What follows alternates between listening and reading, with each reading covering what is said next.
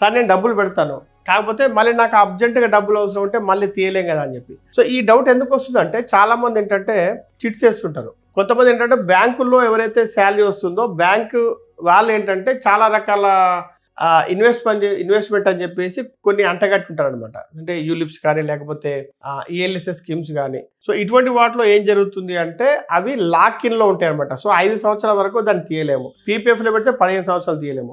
So ఇలాంటి వాటికి భయపడి చాలామంది ఏంటంటే నాకు ఇప్పుడు ఎమర్జెన్సీకి డబ్బులు కావాలంటే దొరకవు కదా, కాబట్టి నేను ఇందులో ఇన్వెస్ట్ చేయడానికి డౌట్ పడుతున్నా అంటారు అనమాట, డబ్బులు ఉన్నా కూడా. సో ఇక్కడ మీరు గమనించాల్సింది ఏంటంటే ఎస్ఐపి కాదు, లంసమ్ చేసినా ఎస్ఐపి చేసినా మ్యూచువల్ ఫండ్స్లో మీ డబ్బులు అనేవి ఎక్కడ లాక్ అవ్వవు.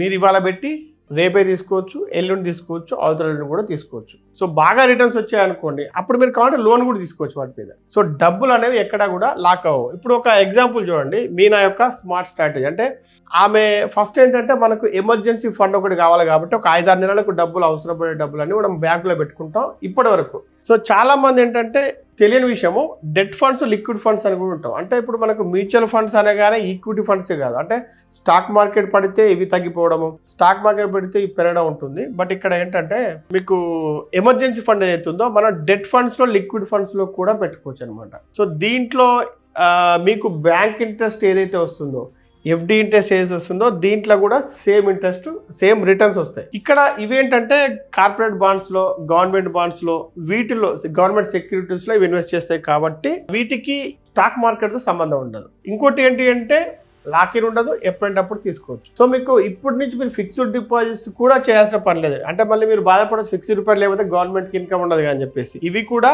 అన్ని గవర్నమెంట్ బాండ్స్, గవర్నమెంట్ సెక్యూరిటీస్లో ఇన్వెస్ట్ చేస్తాయి కాబట్టి మీరు అది అంత బాధపడాల్సిన పని ఉండదు.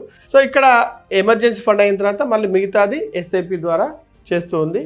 సో ఎప్పుడైనా అవసరం పడితే 1 నుంచి 3 రోజుల్లో విత్డ్రా చేసుకోవచ్చు. బట్ ఏంటంటే మీరు ఎక్కువ లాంగ్ టర్మ్ పెట్టాలి కాబట్టి సో దాని తగ్గట్టే మీరు ఎస్ఐపి అనేది చేసుకోవచ్చు అనమాట.